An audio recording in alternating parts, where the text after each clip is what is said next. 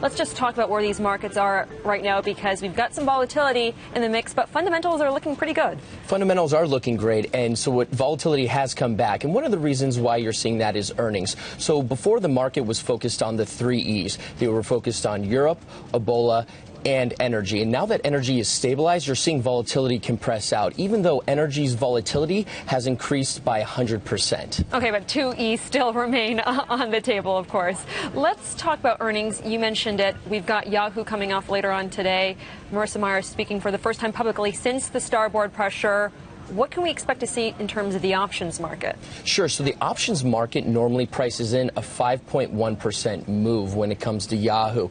Now that Alibaba has come public, it's only a 4.8% move because the market can really value Yahoo. And so they're going to focus on what she says about core Yahoo, which is valued at 0. So it really depends what she says when it comes to starboard and what they're going to do with that cash, because there's a tax implication. So $22 to $35 is the Alibaba, depending on the tax implications. So walk us through why it actually went down to 4.8. What's the rationale behind that? So it's more stable. So everybody's assigning core Yahoo a 0 value. So the market really cuts up the sum of the parts. Yeah, they know what Yahoo Japan is worth, and they know what Alibaba is worth, and they're going to assign 0 value to Yahoo until Yahoo actually comes out and says what they're going to do. They have a lot of cash, and that cash isn't earning money, so the move is really minimal. Let's say that Yahoo decides to put that cash to work right away in terms of more mergers and acquisitions. Does that translate into anything we would see on the option side of things? Yeah, I think what you'll see is either strategic players coming in because they're liking what they're doing to the cash, and so that will lower the volatility,